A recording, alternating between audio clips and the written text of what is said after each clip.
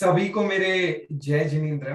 मैं नील जैन टॉक्स के 178th session में आप सबका स्वागत करता हूं।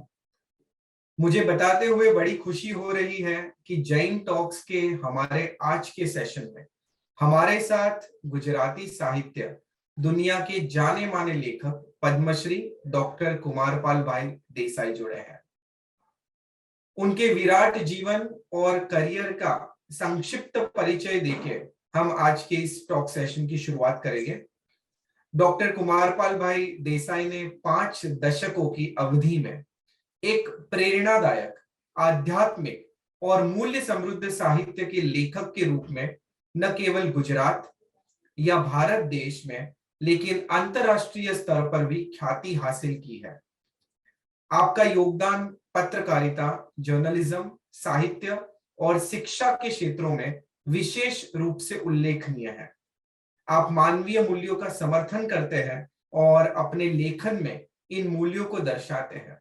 आपने 125 से अधिक पुस्तकें लिखी हैं, जिनमें जीवनी यानी कि ऑटोबायोग्राफीज, आलोचना, शोध, अनुवाद, उपन्यास, धर्म जैसे व्यापक विषय शामिल है। आपकी 5 पुस्तकों को केंद्र सरकार से पुरस्कार मिला है और 4 राज्य सरकार द्वारा पुरस्कृत है। गुजरात साहित्य परिषद के भूतपूर्व प्रेसिडेंट, आप अपनी तरह के पहले गुजराती विश्वकोश गुजराती एनसाइक्लोपीडिया के ट्रस्टी हैं। 1953 में जय भिक्खु द्वारा शुरू की गई कॉलम ईंट एनी इमारत पिछले 68 वर्षों से प्रकाशित की जा रही है, जिसे पहले आपके पिता श्री बालाभाई लिखा करते थे और फिर 1970 से आप लिख रहे हैं। आमतौर पर संपादकीय पृष्ठ पर संपादकीय लेखों के बगल में लेख होते हैं, जिनमें राजनीति या सामाजिक पहलुओं को प्रकाशित किया जाता है, लेकिन संपादकीय लेखों के आगे आपके द्वारा लिखी जाने वाली ईंट एनी इमारत, जिसमें प्रेरक जीवनियां, घटनाएं और अवसर के बारे में लिखा जाता है, वे प्रकाशित होते हैं। यह अपनी अनूठी विशेषता के कारण प्रसिद्ध है। 106 साल से आप पिता पुत्र गुजराती साहित्य की सेवा में तत्पर है।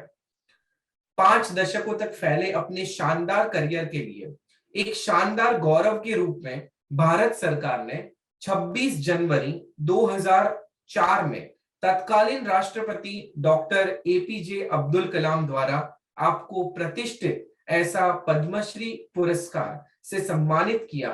ये शिक्षा, साहित्य और संस्कृति में आपके अमूल्य योगदान के लिए आपको प्रदान किया गया था।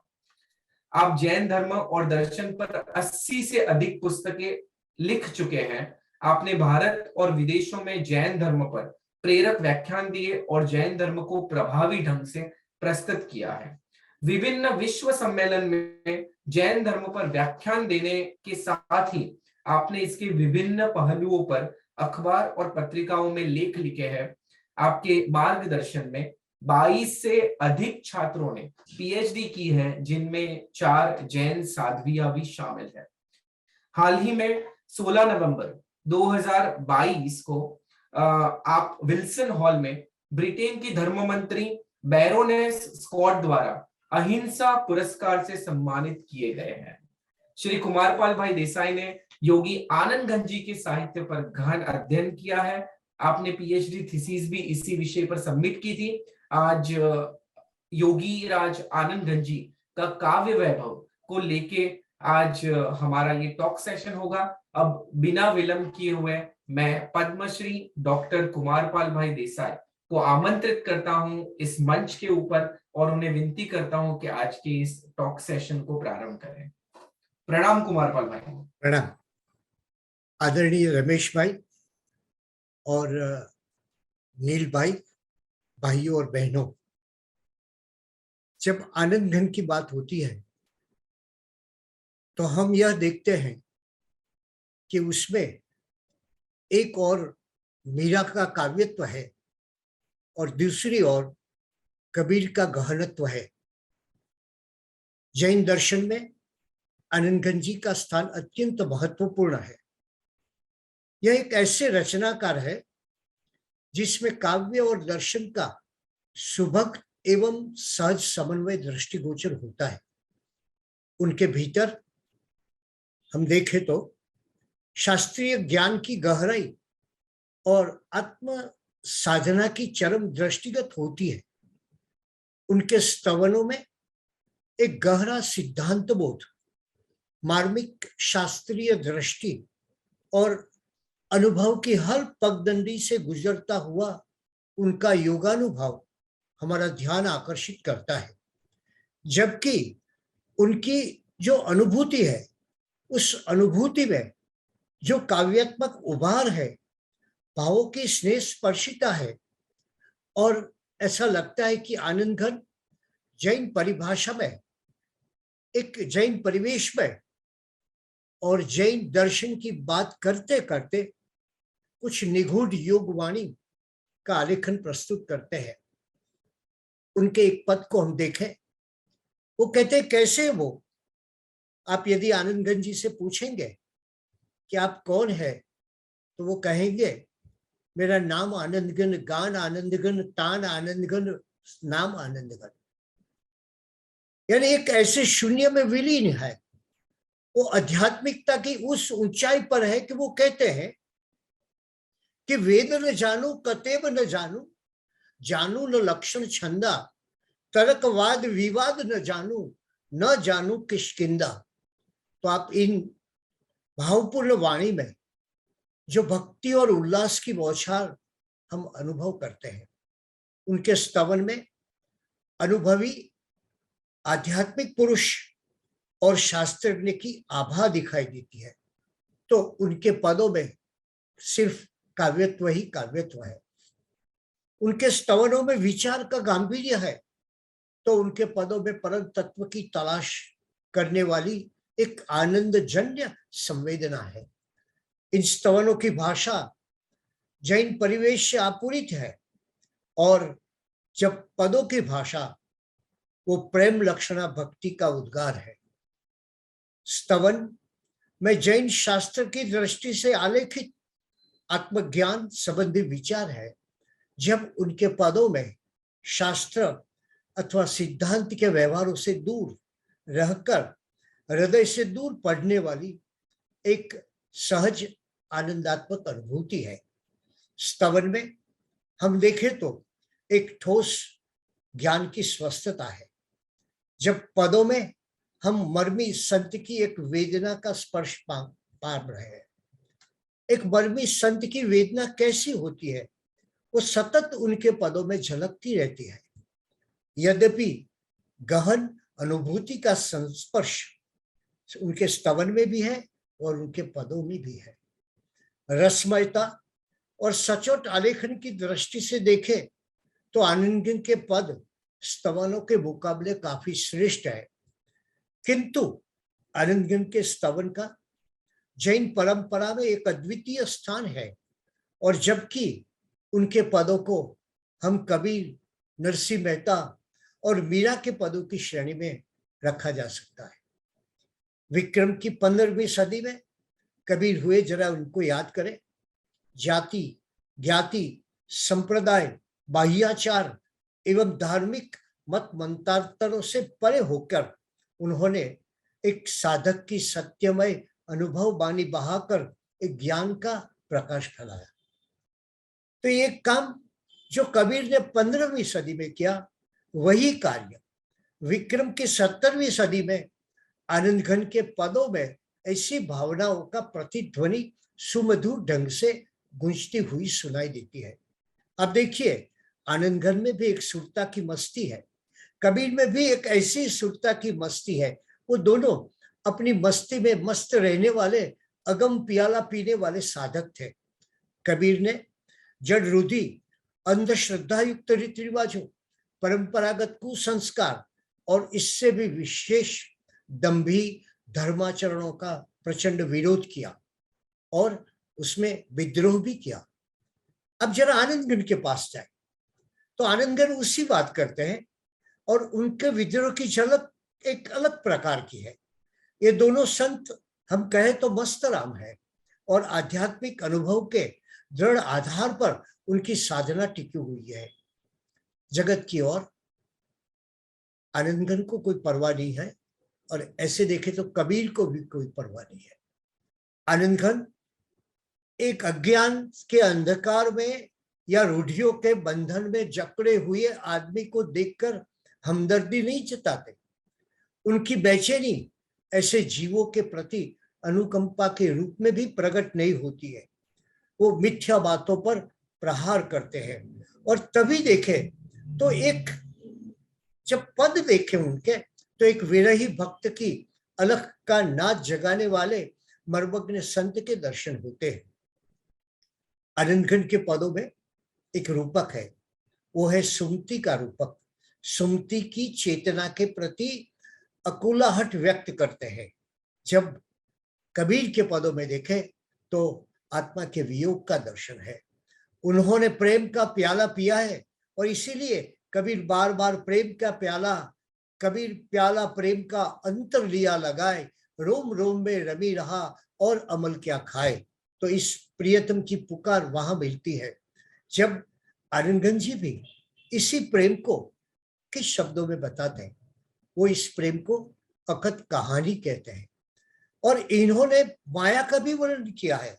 और ये माया कैसी है? माया मोहिनी है, और उसी मोहिनी के बात कहते हुए आनंदघन जी कहते हैं, माया दीपक नर पतंग भ्रमी भ्रमी माही परंत। वो नर पतंग भ्रमणा से उसमें गिर जाता है, कोई एक गुरु ज्ञान से उबरे साधु संत। माया रूपी दीपक है, और मनुष्य उस भ्रम में धोखा खाकर माया दीपक पे कूद पड़ता है। सच्चे गुरु के पास से ज्ञान प्राप्त करके उससे बचने वाले साधु संत तो विरल ही होते हैं। एक और शब्द आनंदघन बहुत प्रयोग करते हैं, बार बार प्रयोग करते हैं, वो है आत्म कलिका। क्या जागरूक करना है हमें? इस आध्यात्मिक संत ने हमें क्या उपदेश दिया है? उनकी क्या पुकार है हमसे?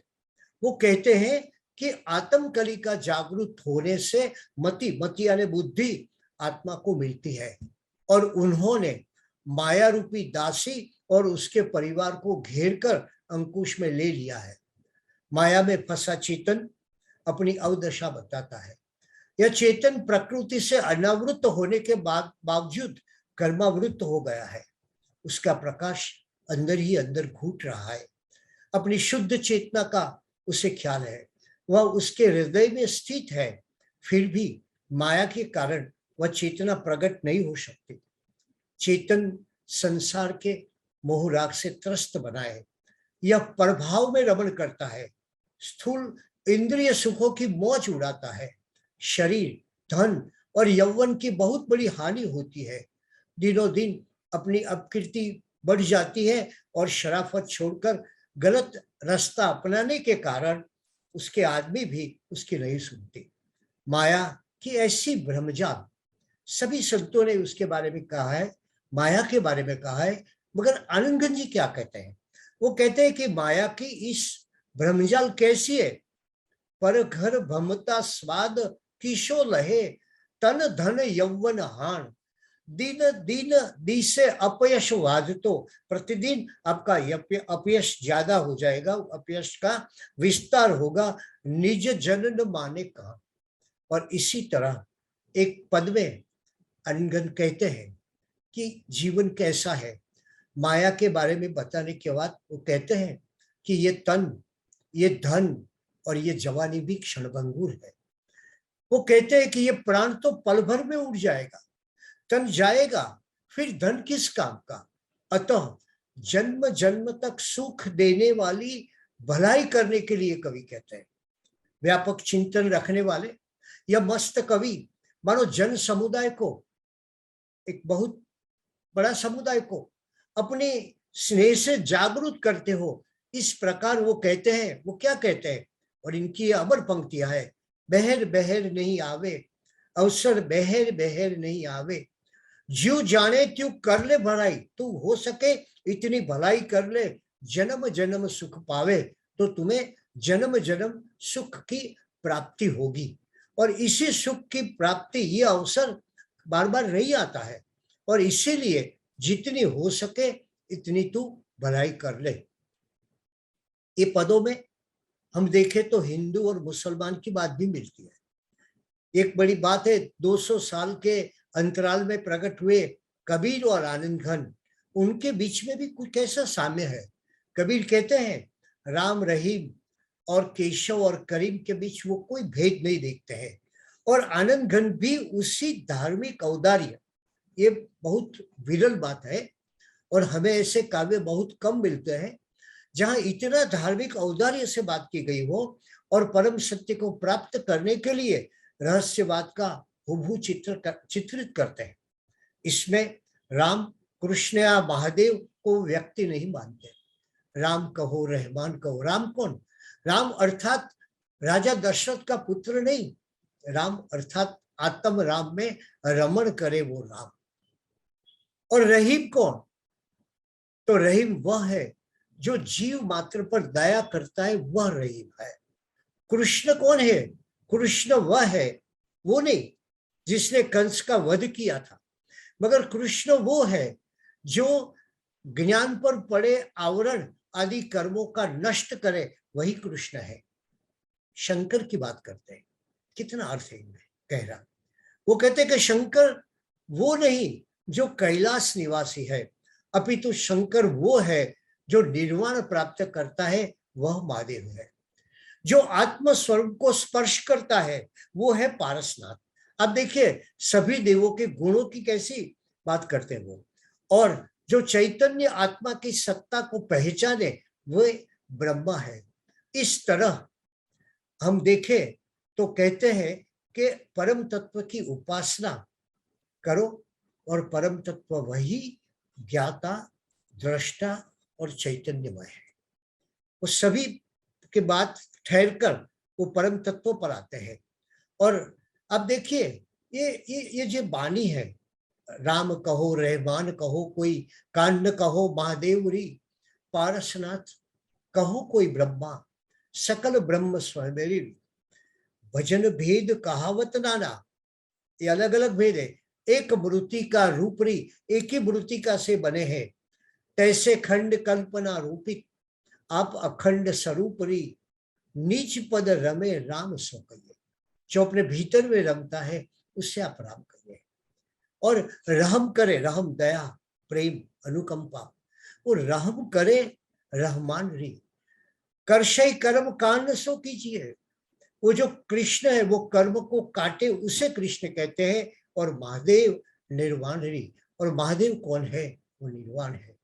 परसय रूप सो पारस कहिए, ब्रह्म चिने सो ब्रह्मरी, एड़ी विध साध्यो आप आनंद घन, एड़ी विध साध्यो आप आनंद घन, चैतन्यमय निष्कर्मरी।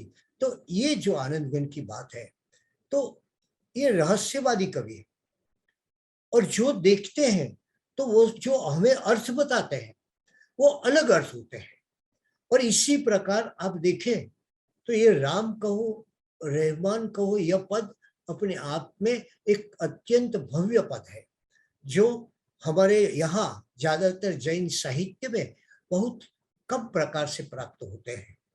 और आप देखिए जो रहस्यवाद है आनंद का, और उस रहस्यवाद जहाँ परमात्मा की एक विरल अनुभूति है, वो रहस्यवाद जहाँ ममत्व की भावना का पूर्ण लोप हो जाता है, वह रहस्यवाद जहाँ अहम का निग्रहण हो जाता है, अहमत्व चला जाता है, वो रहस्यवाद जहाँ ध्याता और ध्येय दोनों एक हो जाते हैं, ऐसे रहस्यवाद की बात करते हैं। और इस अपूर्व अद्वैत की अनुभूति व्यक्त करने के लिए ये शब्द हमारे समर्थ नहीं है, लेकिन संत हृदय में ये आध्यात्मिकता की अनुभूति, अभिव्यक्ति की व्याकुलता इतनी बढ़ जाती है कि वह परम तत्व की वाणी, उसकी अनुभूति की वाणी खुद ब खुद उतर आती है।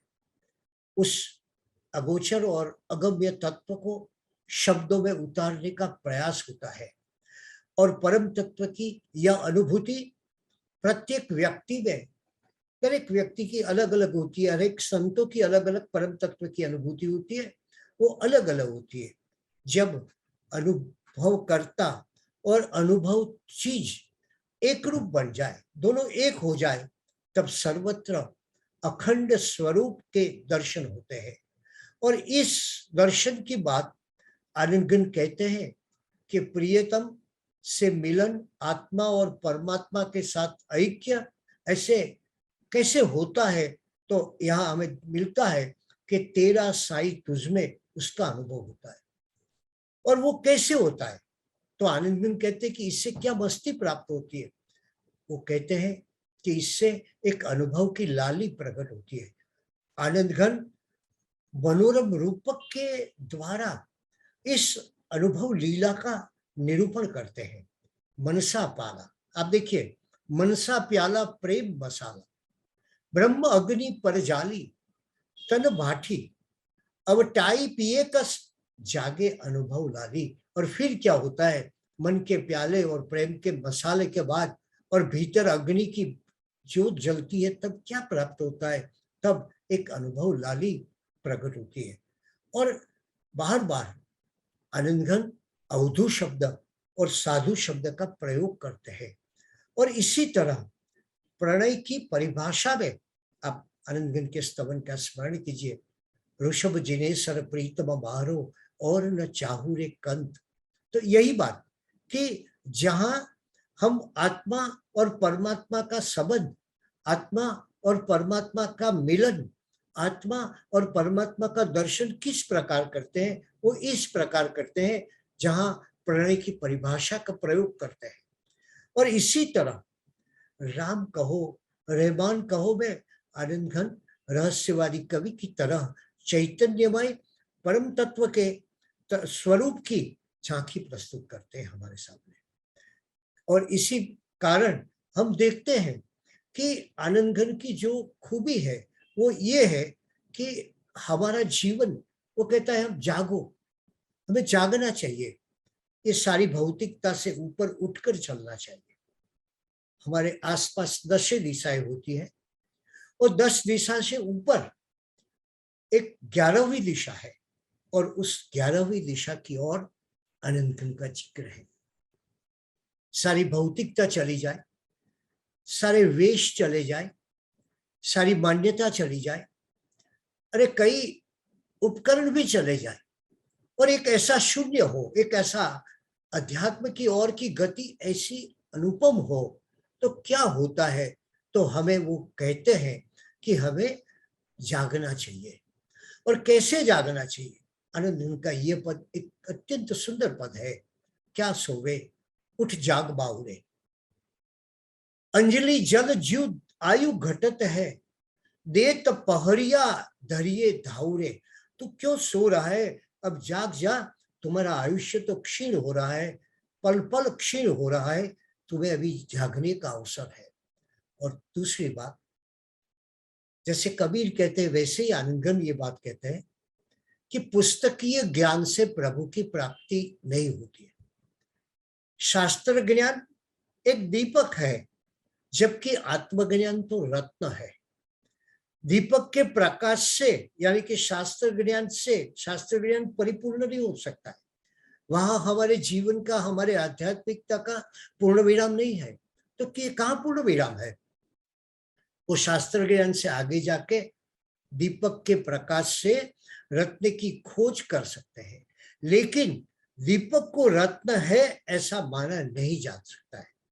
यानी कि शास्त्र ज्ञान से या शास्त्रीय ज्ञान से आगे बढ़कर साधक को आत्मज्ञान पाना है।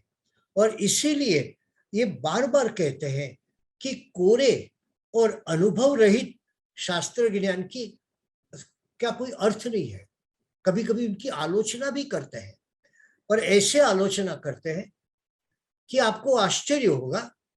जैसे ध्यान से विमुख ज्ञानी की हालत की बात करते हुए एक जगह कबीर ने कहा है, ज्ञानी भूले ज्ञान कथी, निकट रहो निज रूप। ज्ञानी बेचारा ज्ञान की बातों के भंवर में फंस गया है, और निकट रहो निज रूप, और अपना रूप, अपना असली स्वरूप तो उसके पास ही है, जो कैसा है? बाहर खोजे बापुरे, वो जो अनुपम चीज है, वो जो भीतर है, वो बेचारा बाहर खोज रहा है, भीतर वस्तु अनूप। और किस किस तरह बाहर खोज रहा है? जैसे कस्तूरी मृग बाहर खोजता है और उसके भीतर में एक अनुपम चीज उसके पास है। तो इसी तरह ये आनंदगण भी बार बार शास्त्र ज्ञान के बदले अनुभव के रसरंग में लीन हो जाते हैं। वो कहते हैं, अवधु क्या बागु गुणहीना। उनके शब्दों में मैंने कहा अवधु और साधु शब्द बार बार आते हैं।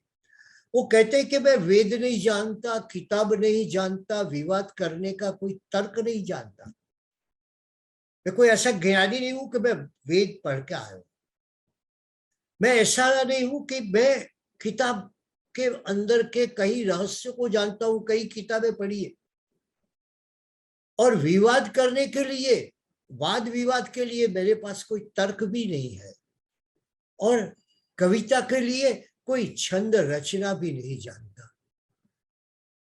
आपका जाप भी नहीं जानता। बस आनंदगण कहते हैं, मैं तो तेरे द्वार पर खड़ा रहकर तेरा नाम जपना जानता हूं। और इसी तरह आनंदगण में बार बार हम निरंजन और सोहम शब्द का भी प्रयोग देख सकते हैं। और इसी निरंजन, वो कहते हैं साधु और संत के कहते हैं, साधु भाई, हे साधु क्या करना है तुम्हें, कैसे रहना है तुम्हें, समता रंग रमीजे, समता में डूबे रहो। कहां से दूर रहो? साधो भाई समता रंग रमीजे, अवधु ममता संग न कीजिए। तुम यदि सच्चे अवधु हो तो इस ममता से दूर रहो, ममता का कभी संग मत करो। तो कभी कभी आनंदगण के पदों को गहराई से देखे तो पता चलता है कि वो परमात्मा के अर्थ में निरंजन शब्द का प्रयोग करते हैं और कहते हैं कभी कभी कि जो समस्त व्यर्थ आशाओं का हनन करके ध्यान द्वारा अजपा जट की रग लगाना चाहिए, वही आनंद घन को, वही ऐसा ही आनंद जहां अजपा जप चल रहा है, वही आनंद, वही आदमी, वही व्यक्ति, वही साधक, वही ज्ञानी, वही आध्यात्मिक विभूति, वो क्या पा सकती है? वो निरंजन यानी परमात्मा को पा सकती है। ये निरंजन कैसा है? आनंदगण का निरंजन भी एक अलग है। वो कहता है कि ये निरंजन वो सकल भय को हरने वाला है, आपका जीवन को अभय देगा। हम जानते हैं जैन धर्म की सबसे महत्वपूर्ण बात वो अभय है। परमात्मा भगवान महावीर के चरित्र को आप देखें तो वो अभय की साधना है, कहीं किसी से भी डरना नहीं, जीवन में अभय से रहना, वही बात कहते हैं। दूसरा, यह निरंजन यानी ये परमात्मा कैसा है? वो कामधेनु है। आनंदगण कहते हैं वो आप कहेंगे, आप चाहेंगे, वो सब आपके पास हाजिर कर देगा। और इसीलिए कहते हैं कि अन्यत्र भटकने के बजाय तुम इस निरंजन के शरण में आ जाओ। क्यों, कैसे, क्यों कहते हैं? बड़े प्रेम की परिभाषा में कहा है उन्होंने, और सुंदर परिभाषा इनकी। वो कहते हैं, अब मेरे पति गति देव निरंजन, भटकू कहां? देव मैं कहां भटकू आपको छोड़कर, कहां सिर पटकू, कहां करूं जन रंजन? मुझे लोगों का रंजन भी नहीं करना है। खंजन द्रगन लगाऊ, चाहू न चितवन अंजन, संजन घट अंतर परमात्म, सकल दूरती भय भंजन। एह काम घट एही सुधारस मंजन। इस सुधारस का मंजन आनंद घन प्रभु, घट बन केहरी काम मतंग गज गज्जन। इसलिए आनंद घन के पदों को आप जरा और गहराई से देखें तो आपको आश्चर्य होगा कि इसमें हठयोग की भी साधना का प्रभाव मिलता है। अवधू के संबोधन से उन्होंने जो बात कही है उसमें इसी हठयोग की साधना की बात मिलती है। आत्मानुभव और देह देवल मठवासी की बात भी आनंदगण की कुछ साखियों में मिलती है। देह देवल, देह रूपी देव में मठवासी की बात करते हैं। वो कहते हैं, कभी थोड़ी गहराई में जाके हमें बताते हैं कि ईडा पिंगला के मार्ग का परित्याग करके, ईडा पिंगला के मार्ग का परित्याग करके सुषुम्ना घरवासी होना पड़ता है। ब्रह्मरंध्र के मध्य में, थोड़ी गहराई की बात है, ब्रह्मरंध्र के मध्य में श्वास पूर्ण होने के बाद नाद सुनाई देता है। यानी सारी योग प्रक्रिया की उन्होंने बात की है। और साधक ब्रह्मानुभूति का साक्षात्कार करने की स्थिति को प्राप्त करता है। इसे आनंद घन में एक मस्ती है, और वो बार बार एक क्या बात करते हैं, आप में इस मस्ती आएगी, आप में जब ये आध्यात्मिकता आएगी, आपकी ऐसी साधना होगी, निरंजन की उपासना होगी, तो क्या होगा, अगम पियाला पियो बतवाला, चिन्ह आत्यात्म वासा, आनंद घन चेतन है खेले, देखे लोक तमाशा, आशा औरन की क्या कीजिए। वो कहते हैं कि जो अध्यात्म मत में लीन लोग हैं, वो क्या करते हैं, वो अगम प्याला पीते हैं। और सिर्फ वो पीते नहीं है, वो आपको निमंत्रण भी देते हैं कि आप भी आइए और इसका स्वाद लीजिए, इस अध्यात्म का स्वाद लीजिए। और इसीलिए वो कहते हैं कि अध्यात्म निवास कहाँ पर है, उसे ढूंढने की बात करते हैं। और तब वो कहते हैं कि हमें क्या करना चाहिए, ऐसे लोगों को ढूंढते ढूंढते क्या प्राप्त होता है। वो कहते हैं विरला अलख जगावे, कोई विरल पुरुष ही ये अलख जगा सकता है।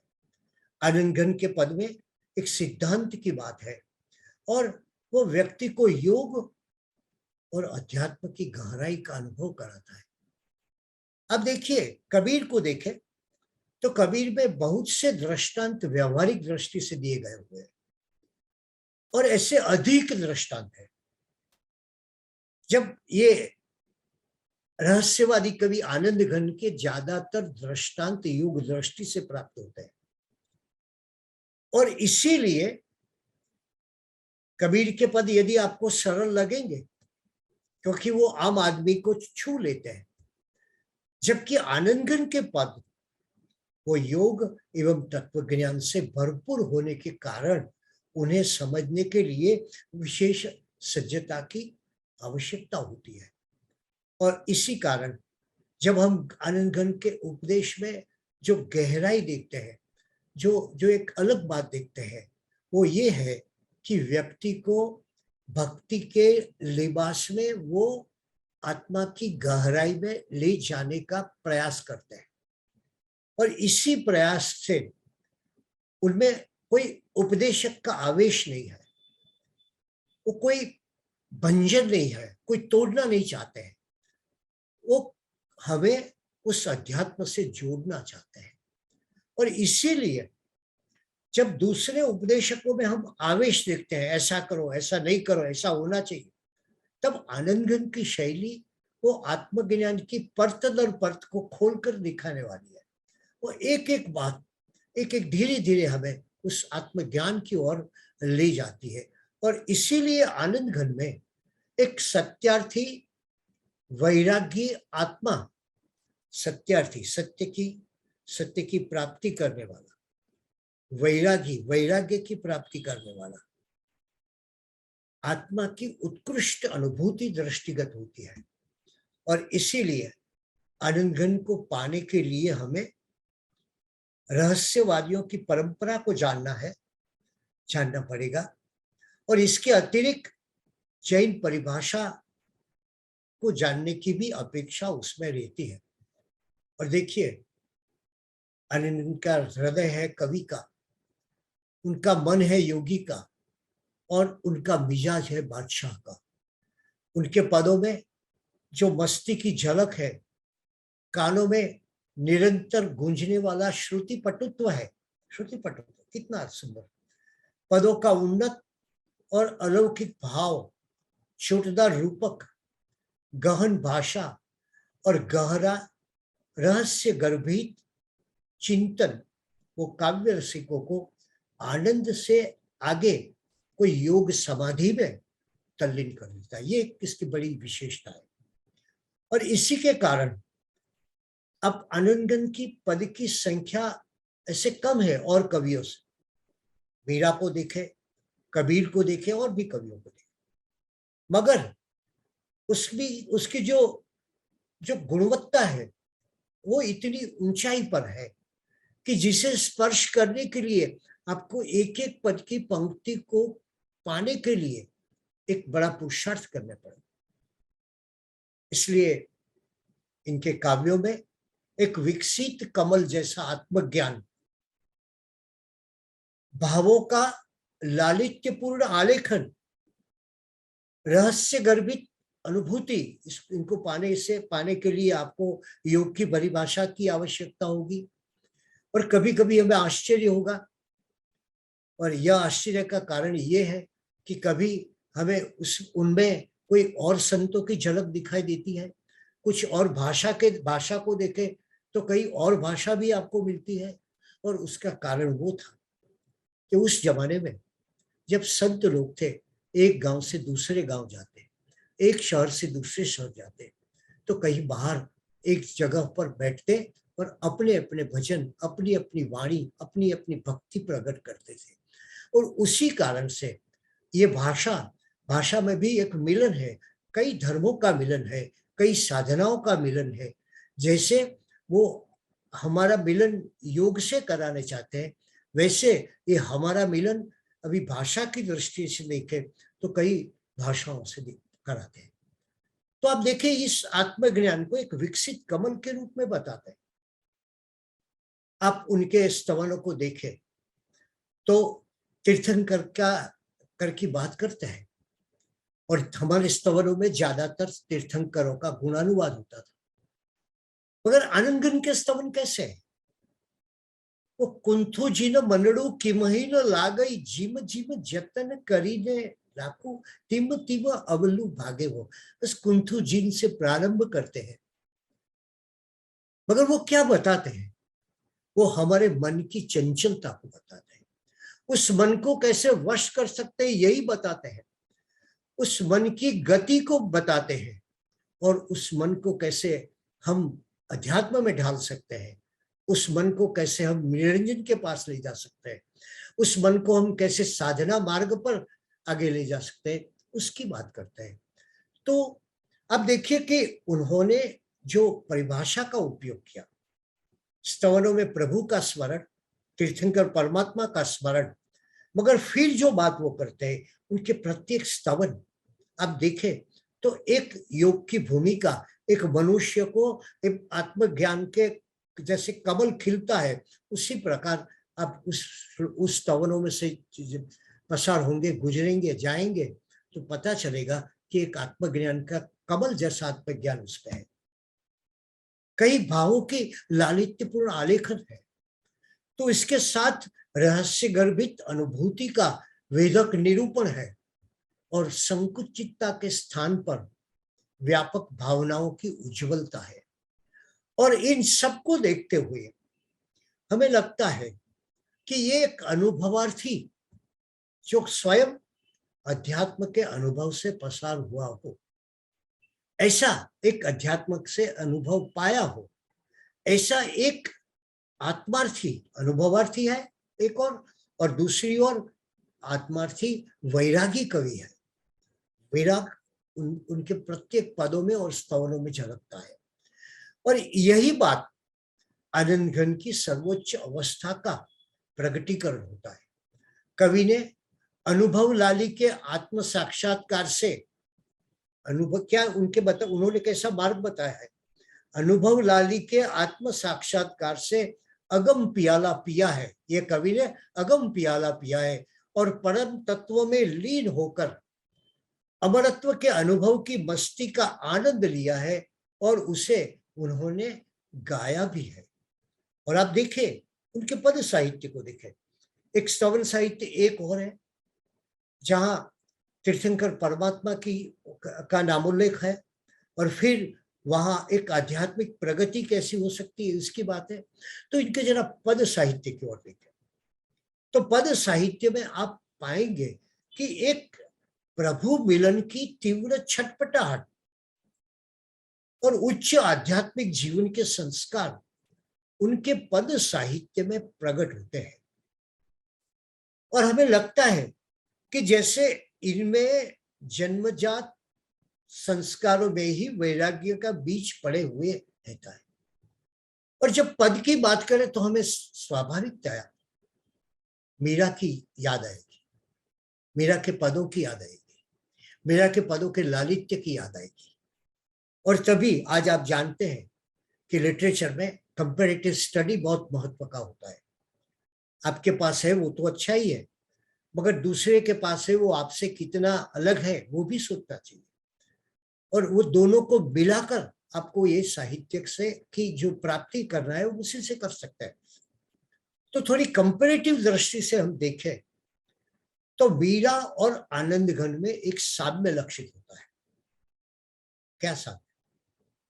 मीरा का जन्म राजस्थान के मेड़ता में हुआ था और लगभग मैं मानता हूं कि 125 साल बाद उसी भूमि पर आनंदगंज जी ने भ्रमण किया होगा। और आप देखिए कि जिस स्थान पर मीरा की प्रेम लक्षण आप देखते, भक्ति का स्रोत स्वयंभू फूटा, वही स्थान, वही गांव वो आनंदगण की कर्मभूमि बनी। उनकी समाधि भी वहां पर मिलती है। और दोनों के पद आप देखें कैसे है, कोई आयास नहीं, कोई रचना करने का प्रयास नहीं, कोई काव्यत्व का प्रगटीकरण नहीं, बस ऐसे ही स्वयं स्फुरित पद मिलते हैं, कोई आयास नहीं। और आनंदगण ने योग के रहस्य को आत्मसात किया है और उसी योग के गूढ़तम भावों को वो अभिव्यक्ति करते हैं। और उन्होंने किसी अध्ययन नहीं किया है, वो सिर्फ अपने योगानुभव से ये बात करते हैं। और जो योग और अपने आध्यात्मिक तत्वों को रसिक और उत्कृष्ट वाणी में अपनी कविता में निरूपित करते हैं। अब देखिए आनंदघन और मीरा, वो दोनों के पदों में अनुभूति और अभिव्यक्ति की वेदकता प्रतीत होती है। विरहिणी मीरा ने पिया मिलन के लिए तड़पते, अकुलाते, छटपटाते हुए वियोग के आंसू बहाए। मीरा का विरह गान हमें कहना पड़ेगा वो मीरा का ही है, उसका कोई सानी नहीं। मीरा के पदों में जो प्रेमाकुल विरहिणी की वेदनापूर्ण चीख है, प्रेम की वेदी पर सर्वस्व समर्पण कर चुकी नारी की भांति, वो कृष्ण के विरह की वेदना की बात कहती है। क्या कहती है वो? मैं विरहिणी बैठी जागू, जगत सब सोवे लिया। विरह की इस पीड़ा, मैं जागती हूं सारा जगत सो गया है, क्योंकि मुझे विरह जलाता है, विरह की अग्नि मेरे भीतर जलती है। तो आप देखिए आनंदगंज जी भी उसी प्रकार से बात करते हैं। और वो कहते हैं इतनी वेदकता उनमें है कि जो वो कहती है वही आनंदगंज जी कहते हैं। वो कहते हैं आनंदगंज जी, मैं अपने मन मेलू का इंतजार करता हूं। वो पिया की याद करती है या मन मेलू? क्या कहते हैं योगी आनंदगंज जी इसके बारे में? मुने मारो कब मिल शे मन मेलू, मन मेलू विना केली न कलिए, वाले कवण कोई वेलू। मन के मिलाप के बिना कोई भी खेल कैसा होता है, मन मेलू नहीं हो तो क्या होता है, कैसा जीवन होता है? वो कहता है कि मूर्ख के द्वारा रेत के निवाले बनाने जैसा है। और आनंदगंज तो कहते और भी कहते हैं कि जो मनुष्य इस मिलाप के साथ अंतर बनाए रखता है, वो मनुष्य, वो मन मेलू की तीव्रता इतनी है कि वो अपने बड़े बूढ़ों की मर्यादा छोड़कर खड़े खड़े राह देखती है, तड़पती है, बिलखती है, उसकी राह पर आंखें बिछाए रहती है। वो कहती है मन मेलू को, क्या कहती है? अपने मन मेलू में ऐसा कैसा जीवन है उसका देखिए कैसी विरह की वेदना, उनकी तीव्रता आनंद ने बताई है। वो कहती है कि शरीर के वस्त्राभूषण भी मुझे सुहाते नहीं है। कैसे लगते हैं आभूषण? अरे कीमती आभूषण कालकूट विष देते लगते हैं। और भीतर की जो तपन है, प्रेम की जो वेदना है, प्रेम विरह की जो वेदना है, वो कैसी है? वो कैसी है? कोई वैद्य भी इसको मिटा नहीं सकता है, इसका इलाज नहीं कर सकता है। एक श्वासोश्वास की अवधि जितना भी मेरा विश्वास नहीं रहा है। और इसी तरह वो बताते हैं आनंद घन कि जब यह वेदना ऐसी है कि हस्ती तब हूँ वीरानिया, देखी तनमन छीजो हो, समझी तब एती कही, कोई नेह न कीजो हो। और इसी प्रकार ये पदों की जो चोट है, बुरी तो फागुन महीने में आती है। उस फाल्गुन महीने के पहले आनंद जी कहते हैं कि ये स्त्री, ये विरहिणी, ये मन मेलू के बिना रहती नारी, वो तो कहती है कि यहाँ तो निष्दिन अंतर मन में वेदना की होली जमती है। और ये होली क्या करती है? इस शरीर को राख बनाकर उड़ा देती है। ये होली मेरे शरीर को राख बनाकर उड़ाती है। फागुन आचर एक निशा, होरी सिरगानी हो, मेरे मन सब दिन जरे, तन खाक उड़ानी हो। यही आनंदन ये कल्पना देते हैं। और इसी प्रकार हम देखें तो उनके कई कल्पना से बहुत से काव्य ऐसे, बहुत से पद ऐसे कि निशी अंधियारी मुई हंसे रे, तारे दांत दिखाई, भादु कादू में कियो प्यारे, असुर धार बहाई। निशी अंधियारी, रात अंधकार में है। और तारे, तारे कैसे लगते हैं? आकाश के सितारे उस समय कैसे लगते हैं?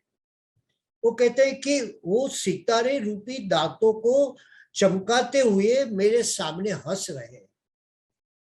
रात को नींद कहां से आएगी? यह वियोगिनी तो आंसू बहा रही है, और इतना आंसू बहाया है भादो कादो हो गया है, यानी कि भादो महीने कीचड़ में हो गया है। तो यही बात आनंदगंज जी कभी कभी सुमति की व्यथा, सुमति एक उनका रूपक है, और वो सुमति उस आत्मा को, उस परमात्मा को मिलने चाहती है। तो और उसकी व्यथा क्या है? विरह व्यथा, कछु ऐसी व्याप्ति मानो कोई मारती बेजा। मेरे हृदय में विरह की व्यथा ऐसी व्याप्त हो गई है कि जैसे मेरे हृदय को कोई तीक्ष्ण बाणों से वेद रहा हो। अंतक अंत कटुलू लेगो प्यारे, मोहे जीव तू ले जा। अरे वो विरह, तुम कब तक मुझे पीड़ा दोगे? यदि तुम्हारी यही मर्जी है तो मुझे अब पीड़ा मत दो, मेरी जान ही ले लो। अब विरह की व्यथा की छटपटाहट कवि आनंदघन ने अपने पदों में कैसे बताई है।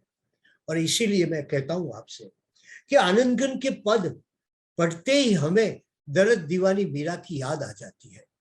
और देखिए, दोनों ने संसार के तुच्छ सुखों का त्याग किया था।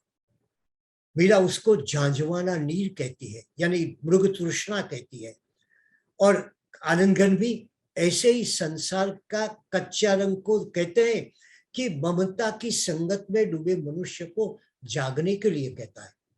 शुद्ध चेतना को, अपने पति चेतन को संसार की मोह माया से जगाने के लिए अनुभव मित्र को विनंती करती है। जो मनुष्य संसार की मोह माया में फंसा हुआ है, आनंदघन के अनुसार वो कैसा है? वो अजागल स्तन से दूध प्राप्ति की आशा में व्यर्थ परेशान हो, ऐसा वो मानवी है। अनुभव नाथ को क्यों न जगावे, ममता संग सो पाए अजागल, थनते दूध कहावे। संसार के स्वप्नवत सुख में लीन मनुष्य को आनंदघन कैसे कहते, कैसे बताते? वो कहते हैं ये मनुष्य ऐसे हैं कि जो हीरा को छोड़कर माया रूपी कंकर पर मोहित होने वाले हैं। उनकी दशा बहुत खराब होती है। जिस तरह नर पशु यकायक आक्रमण करके बकरी को मार डालता है, उसी तरह ऐसे मनुष्य जो माया रूपी कंकर पर मोहित है, ऐसे मनुष्य उसको काल खा जाता है। और इसीलिए कवि सांसारिक सुख के त्याग की बात कहती है। और हम जानते हैं जगत और भक्त के बीच हमेशा एक सनातन द्वंद्व रहा है, और इसीलिए जब मीरा हो या आनंदघन हो, सभी इस द्वंद्व की बात हमें करते हैं। और वो कहते हैं कि कैसी परिस्थिति है, तो कवि आनंदघन कहते हैं कि माता पिता रिश्तेदार और परिजन सब तो बिल्कुल बेकार लगते हैं। जिसने एक बार सत्संग के रस का आस्वादन कर लिया, जिसने वह सत्संग पाया, सत्संग का कितना महिमा है। हम कहते हैं सत्संग मोक्ष का द्वार है। हम कहते हैं कि सत्संग एक भीतर का मौन है। हम कहते हैं कि सत्संग एक ऐसी सीढ़ी है जहां से व्यक्ति उच्च आध्यात्मिकता प्राप्त कर सकती है। तो आनंदन कहते हैं कि जिसने सत्संग के रस का आस्वादन किया, उसको फिर कोई रस पसंद नहीं आता, उसको फिर कोई रस नहीं पाता। संसार के रिश्तेदार इस सत्संग के रस को समझ नहीं पाते, और इसीलिए वो संसार की निंदा करते हैं।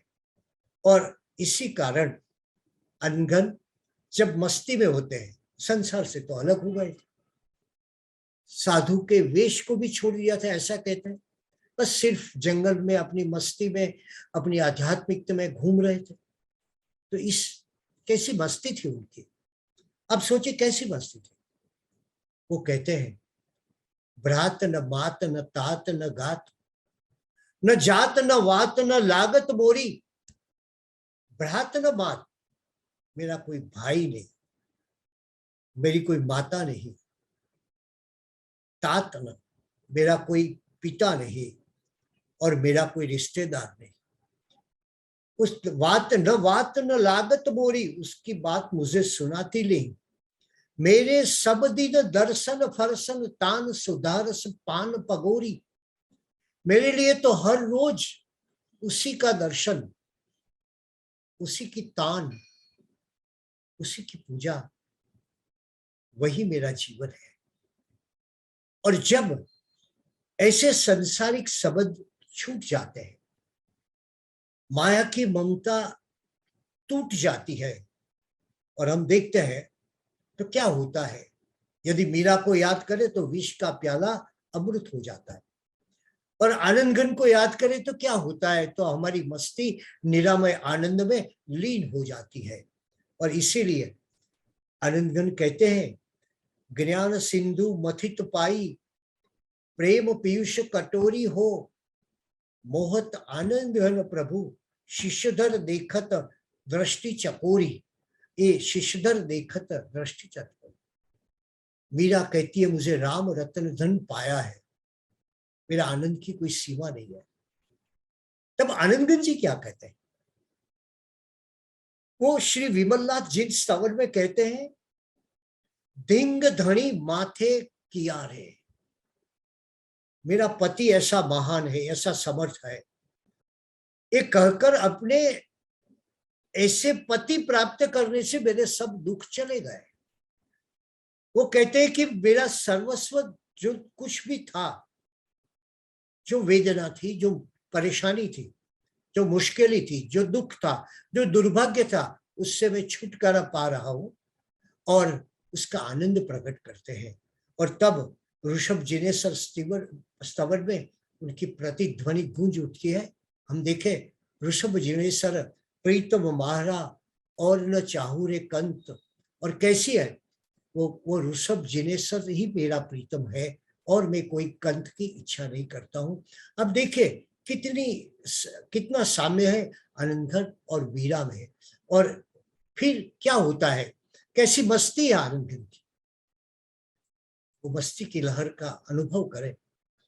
अवधू क्या मागू गुणहीना, जे गुनगुन पुबीना। गाय न जानू बजाए न जानू, मैं नहीं गा सकता हूं, न बजा सकता हूं। गाय न बजानू गाए न जानू बजाए न जानू, न जानू सुर मेवा, मैं कुछ नहीं जानता हूं, बस मैं तो तुम्हारी मस्ती में पड़ा हूं। और इसी प्रकार कहाँ दिखाऊं और कु कहाँ समझाऊं भोर, तीर अचूक है प्रेम का, लागे सो रहे ठोर। अब देखिए, ये प्रेम के जो बाण है, उसके जो घाव है, मैं और किसी को कैसे बताऊं, क्योंकि मैं बताने से भी कोई अर्थ नहीं है, क्योंकि अन्य कोई उसका स्वरूप कैसे समझ पाएगा। और इसीलिए यह प्रेम का तीर ऐसा है, आनंदन कहते हैं, प्रभु प्रेम का तीर ऐसा है जो एक बार चुभ जाए फिर वह निकलता नहीं है। और इसी आनंदगण कहते हैं, जब उनके कैसे प्यार होता है, कैसे ध्यान होता है, तो इसमें सबसे बड़ी बात उन्होंने अनुभव रस की बात की है। और थोड़े आगे जाकर उपजे धुनी अजपा की अनहद, जीत नगारे वारी, जड़ी सदा आनंदगन बरसत, वनमोर एक तारी। वो कहते हैं कि शुद्ध चेतना के मंदिर में चेतन आता है, वो चेतन बिछड़ गया था, वो वापिस आता है, आत्मा से परमात्मा का मिलन होता है, अवर्णनीय मिलन होता है, और उस मिलन का परिणाम स्वरूप आत्म स्वरूप का दर्शन होता है। और इसी समय यह विचार उठता है कि इसका कर्ता कौन है, यह करनी किसकी है, और फिर इसका हिसाब कौन मांगेगा। तब कवि आनंदन कहते हैं, साधु भाई, कितनी अद्भुत बात की, साधु भाई अपना रूप देखा, साधु भाई अपना रूप देखा, करता कौन कौन कुनी करनी, कौन मांगेगा लेखा। तू पहले अपने रूप को देख, फिर कोई जरूरत नहीं है। वो तेरे मीठे बोल पर, कवि कहते हैं चेतन को, हम सब उसके पर बलिहारी मुझे, कि जब तुम मिले तो सब कुछ बुरा लगने लगा, तुम्हारा बिना मैं रह नहीं पाऊंगी। चेतन, और फिर इस भूमिका को आप देखें, चेतन ऐसा ज्ञान विचारो, सोहम सोहम सोहम सोहम, सोहम अणु न बिया सारो। अब अंतर के द्वार पर विजय का डंका बजने लगता है, और फिर उस आध्यात्मिक अनुभूति के भीतर में जाए तो पता चलेगा कि आनंद राशि रूप वर्षा मुसलधार बरसने लगती है, और वन के मोर उसके साथ एकाकार होकर ऐसे एक रूपता, पहले सुमति और चेतन अलग थे, आनंदघन की जो रूपक है वो सुमति और चेतन एकाकार हो जाता है। और इसी बात वो कहते हैं, और यह प्रणय वो सुमति और चेतन की आत्म पिपासु प्रणय के परिवेश में लिपटा हुआ है, एक विशिष्ट आलेखन है। और उसी रूपक से योगी आनंदघन अपना अध्यात्म भाव प्रकट करते हैं। और ये चेतन पति है, सुमति पत्नी है, कुमति शौक्य है, ज्ञान और विवेक व सुमति के भाई है, और चेतन मित्र है। आप इसे समझेंगे तभी आनंदघन के पदों का आस्वाद प्राप्त कर सकेंगे। और यही आनंदघन जब हम देखते हैं तो उनकी भक्ति कैसी है, एक ज्ञान के अनुषंग में रहने वाली भक्ति है। उसकी भक्ति एक तत्वज्ञान से परिप्लावित है, और इसके लिए आनंदघन के रूपकों में रहस्यवाद देखने को मिलता है। यह रहस्यवाद बहुत कम कवियों में प्राप्त होता है। आनंदघन एक ऐसे रहस्यवादी कवि है जिन्होंने अपने पद से एक भीतर के आत्मानुभव का अलग अलग रूपकों द्वारा हमें बयान किया है। और इसीलिए इस आनंदघन को जब हम उनके पद देखते हैं तो एक अलग बात मिलती है, उनके स्तवन देखते हैं तो कोई एक और अलग बात दिखती है। हमें कभी आश्चर्य होता है कि ये कैसे इन्होंने इतनी बात की होगी, और इतनी बड़ी बात हमें बताई कि वो कहते हैं, दंभियों के बारे में भी कहते हैं, आगम वादे हो गुरुगम को नहीं, ए सब लो विखवाद। और आगे एक जगह कहते हैं, श्रुत अनुसार विचारू बोलू सुगोरी तथा विधन बिलई रे। और वो कहते हैं कि सच्चिदानंद पाने के लिए गुरु की खोज तो बहुत की, मगर कहीं हमें सदगुरु की प्राप्ति नहीं होती है। उन्होंने कहा कि पारसमणि की तलाश करता हूं, मगर मुझे पारसमणि प्राप्त नहीं होता है। तो इसी प्रकार आनंदघन अपने स्तवन में एक जगह कहते हैं, क्या परिस्थिति, आत्म साक्षात्कार की क्या दशा है। अहो हूं मुझने कहूं, नमो बूझ नमो बूझ। कैसी एक भूमिका है, आप देखिए कि आत्म साक्षात्कार के बाद हृदय की धरती कैसे निराले रूप में सात्विक प्रभाव से महकती है। वो कहते हैं अज्ञान की काल रात्रि बीत चुकी है और ज्ञान के प्रकाश से मेरा हृदय झगमगा रहा है। इस उल्लासपूर्ण आत्मदर्शन के वर्णन करते हुए आनंदगंज जी क्या कहते हैं, कैसा उल्लास है उनका। वो कहते हैं, सुहागन जागी अनुभव प्रीत। एक ऐसी प्रीत जागी, कैसी प्रीत, नींद अनादि अज्ञान की, मेरी अनादिकाल की अज्ञान की जो नींद थी मिट गई नीज रीत, वो चली गई। फिर क्या हुआ, घट मंदिर दीपक कयो, मेरे हृदय मंदिर में सहज रूप से प्रकाश रूपी दीपक प्रकट हुआ। वो अनादि काल की मेरी निद्रा अज्ञान की चली गई। और फिर क्या हुआ, आप पराई आप ही ढानप वस्तु अनूप, मुझे पता चला कि मेरे पास ही ये अनुपम वस्तु है। एक दूसरे पद में आनंदघन इस आत्मानुभूति की बात करते हैं, मेरे घट ज्ञान भानु भयो भोर, मेरे हृदय में ज्ञान रूपी सूर्य से उदय होने वाले उदित प्रभात की वो बात करते हैं। और कहीं पर वो ऐसा भी बताते हैं कि मुझे कितना आनंद है, तो वो कहते हैं कैसा आनंदगन कैसे गाते हैं। इससे हम समापन करते हैं, मेरे प्राण आनंदगन, तान आनंदगन, मात आनंदगन, तात आनंदगन, गात आनंदगन, जात आनंदगन। यह एक ऐसी अवस्था है जिसमें कुछ कहना और सुनना नहीं होता, यह सिर्फ अनुभव की चीज है। और आनंदगन इसे अकथ कहानी कहते हैं। ये अनुभव गौचर वस्तु कोरे, जानवो यह इलाज, कहत सुनन को कुछ नहीं प्यारे। ये कहने सुनने की बात नहीं है। आनंदगन महाराजा, ये आनंदगन महाराजा हमें कहते हैं कि ये क्या कैसी बात है, हम भीतर का अनुभव करने की बात है, अध्यात्म के अनुभव करने की बात है। आप आनंदगन के स्तवन में जाएंगे, उनकी आध्यात्मिक भूमिकाओं की प्राप्ति होगी। अलग अलग प्रकार से एक व्यक्ति, एक साधक कैसे एक स्टेप बाय स्टेप आगे जा सकता है, उसकी बात करते हैं। उनके पदों में जाएंगे तो तब आत्मा की माया से दूर होकर परमात्मा की ओर गति, उसकी प्राप्ति होगी। और इसी कारण आनंदघन उन्होंने हमें एक अगम पियाला पियाया है, उनके पास से हमने अगम पियाला पिया है। इसी बात से आप सबका आभार। जय जिनेन्द्र।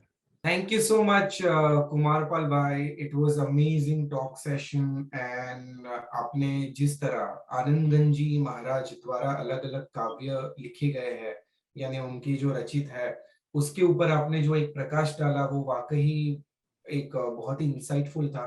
और साथ में आपने जो एक कंपैरेटिव स्टडी, यानी कि कबीर जी को भी साथ में ले लिया, मीरा जी को भी साथ में ले लिया, और जिस तरह आपने उनकी सिमिलैरिटीज और उसके बारे में बात की, वो एक बहुत ही रोचक रहा। अब हमारे जितने भी दर्शक हैं उनके पास से कुछ प्रश्न आए हुए हैं, तो अगर आप अनुमति दो तो हम उनकी जिज्ञासाओं का समाधान हो वैसे ही प्रश्न ले सकते हैं जी। एक प्रश्न आया है कुमारपाल भाई कि आनंदगन जी के जीवन के संबंध में बहुत जानकारी नहीं मिलती, जो थोड़ी बहुत बातें हमें मालूम है वो भी लोक मान्यताओं से है। क्या कारण रहे होंगे कि उनकी समकालीन जो थे उन्होंने उनके बारे में कुछ लिखा नहीं? ऐसा एक प्रश्न आया है एक श्रोता में से। आनंदगन के बारे में देखें तो यह बात सच है कि बहुत सी कथाएं उनके बारे में मिलते हैं। हमारे यहाँ उस समय डॉक्यूमेंटेशन नहीं था। अब कालिदास के बारे में देखें तो अब कालिदास कहाँ जन्मे थे, उनके पिता कौन थे, इसके बारे में भी कोई प्रमाणभूत माहिती अभी तक नहीं है। ये लोग थे वो ऐसे डॉक्यूमेंटेशन तो नहीं था, मगर वो अपने एक अलग तरीके से जीते थे। एक बात है कि आनंदगन जी के बारे में कई किंवदंतियां हैं, कई कहानियां हैं।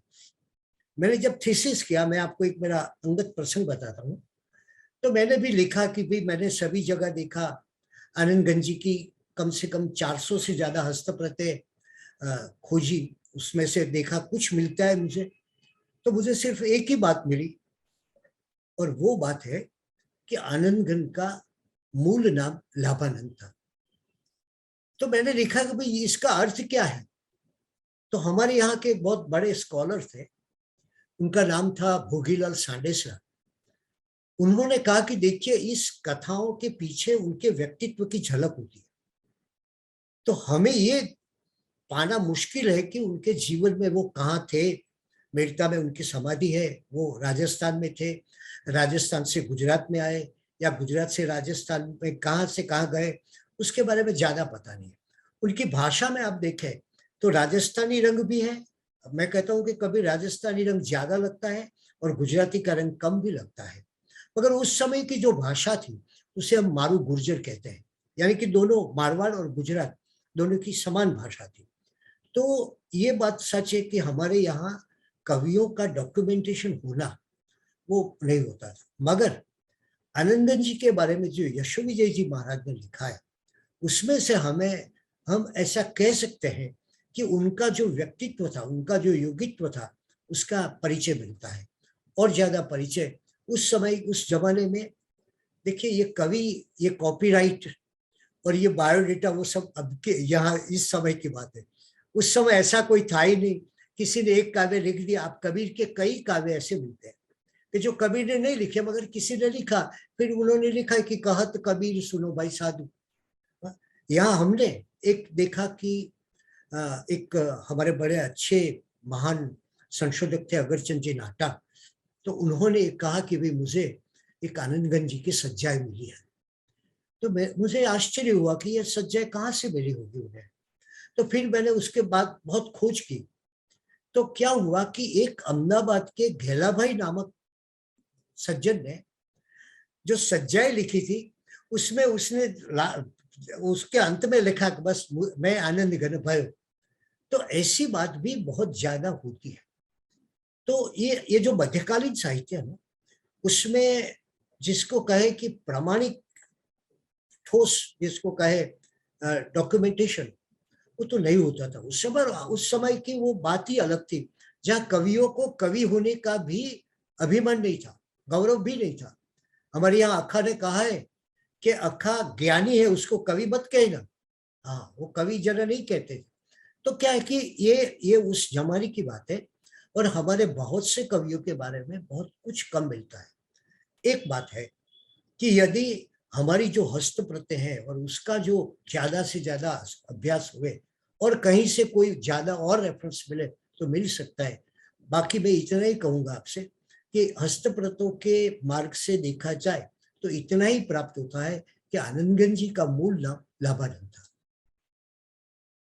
जी जी डॉक्टर कुमारपाल भाई, और एक प्रश्न आया है कि आनंदगंज जी की भांति उनके समकालीन उपाध्याय श्री यशो विजय जी ने भी 24 जिन स्तवनों की रचना की है। सो आनंदगंज चौबीसी और यशो विजय जी महाराज की चौबीसी की तुलना किस प्रकार की जाती है? इस तुलना में एक हम कह सकते हैं कि यशो विजय जी महाराज में जो चौबीसी है उसमें ज्यादातर जैन परिभाषा पर पहुंच जाते हैं। आनंदगंज जी की तो एक बात ही और है। मैं आपको कहूँ, उनके जो स्तवन है, 24 स्तवन है, वो अंतिम 2 स्तवन के बारे में 2 राय है, दो मिलते हैं।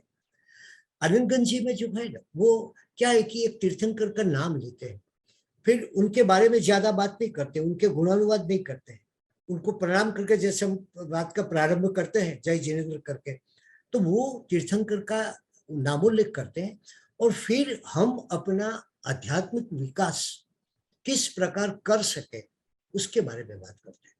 तो वहां यहाँ ज्यादातर योग मार्ग है, यहाँ ज्यादातर आत्म मंथन, आत्म निरीक्षण, आत्म साक्षात्कार और आत्म चैतन्य की बात है आनंदगंज में। यशो विजय जी महाराज की जो 24 उसमें एक भक्ति का भाव है। जी कुमारपाल भाई, थैंक यू सो मच। और कुछ प्रश्न आए हुए हैं, बट जिसे प्रश्न आपको डायरेक्टली पूछना है तो मैं उन्हें भी अनम्यूट करने के लिए कहूंगा। चंद्रकांत भाई, आप अनम्यूट कर सकते हैं। प्रणाम सर। साधु और अवधूत का डिफरेंस जरा बताएंगे? हाँ, अवधूत है ना, वो योग परंपरा में होते हैं। साधु, वो जिसको हम साधु कहते हैं, वो साधु भी अवधूत हो सकते, मगर ज्यादातर आनंदगंज जी ने साधुता से आगे चल गए थे। आप जानते हैं उनकी जो कथा मिलती है कि उन्होंने अपना वेश भी छोड़ दिया, आत्मज्ञानी श्रमण कहावे बीजा ते द्रव्य लिंगी रे। इसलिए ये बात है। दूसरी बात यह है कि मैंने आपसे कहा कि उस जमाने में संतों का मिलन होता था। तो क्या है कि एक संत जो शब्द का प्रयोग करता है उसकी असर दूसरे संत पर होती थी। तो आनंदगढ़ में भी ये अवधूत शब्द यानी अवधूत शब्द वो भी मिलता है, और भी मिलता है जो शब्द ज्यादातर और संप्रदायों में प्रचलित थे वैसे भी शब्द भी उन्होंने लिए। तो इसमें कोई ज्यादा डिफरेंस नहीं है साधुता और अवधूत में, मगर योग के मार्ग पर चलने वाले को हम अवधूत कहते हैं। जी, आई होप चंद्रकांत जी आपकी जिज्ञासा का समाधान हुआ रहेगा।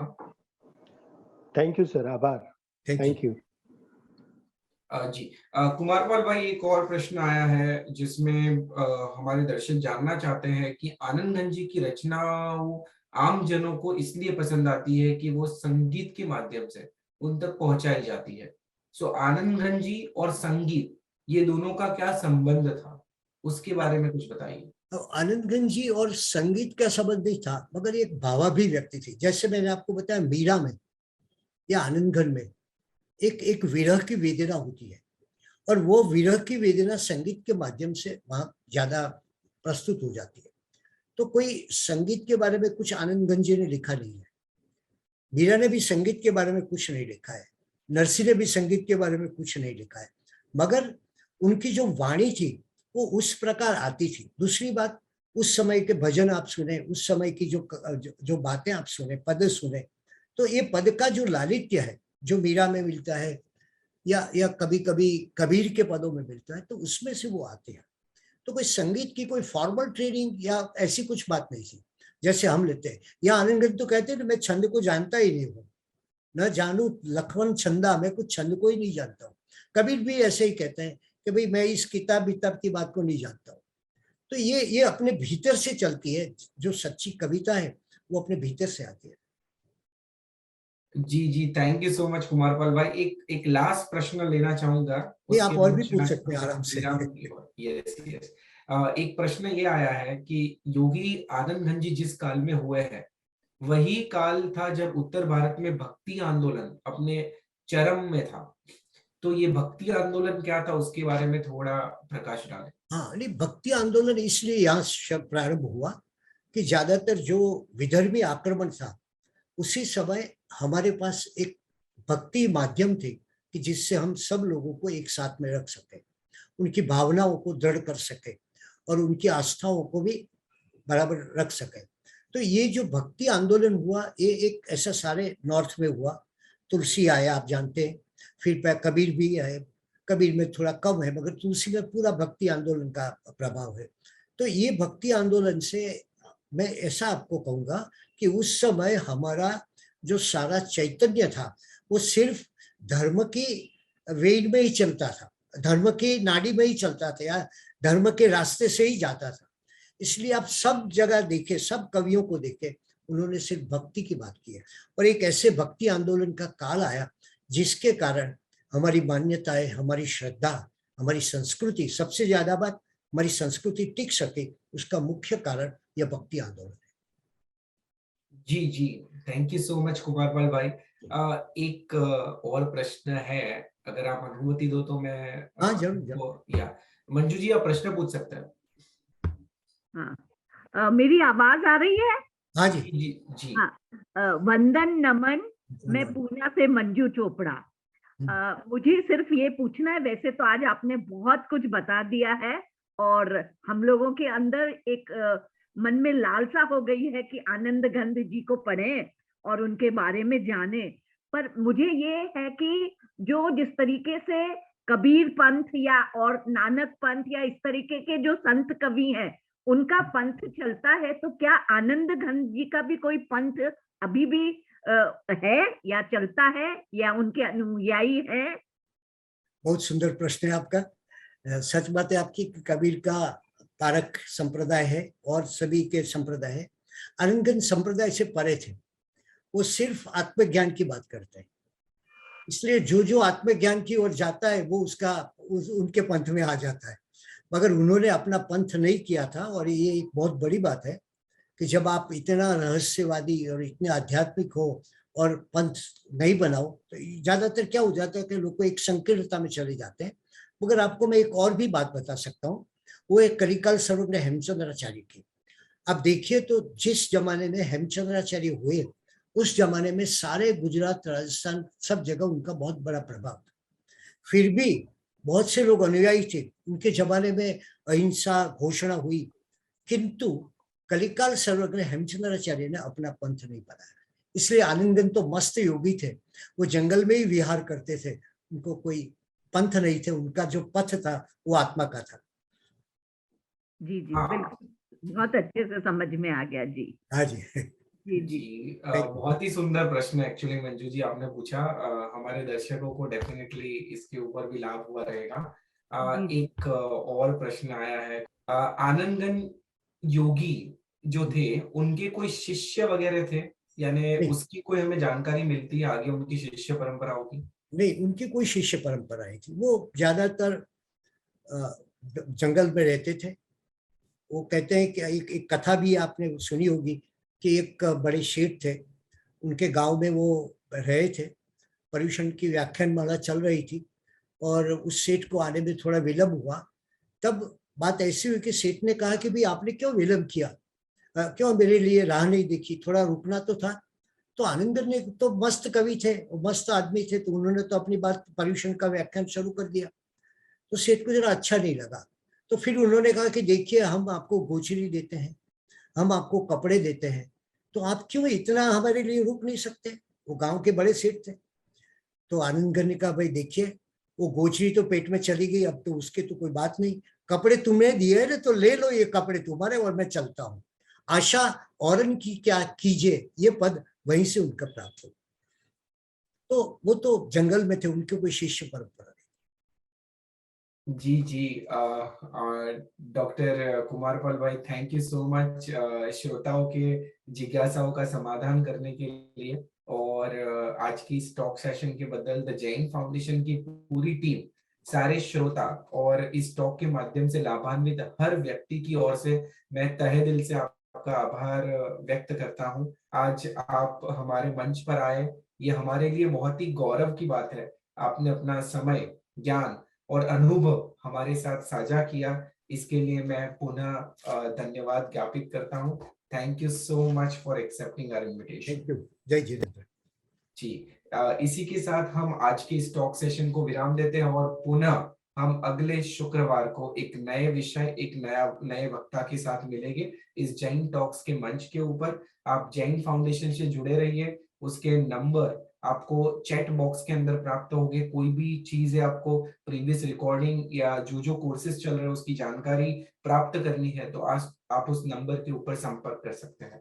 तो इसी के साथ जगत के सभी जीवों का कल्याण हो, जगत के सभी जीवों का मंगल हो, जगत के सभी जीव हमारे मित्र हैं, कोई भी हमारा वैरी नहीं है, इस भावना के साथ प्रार्थना।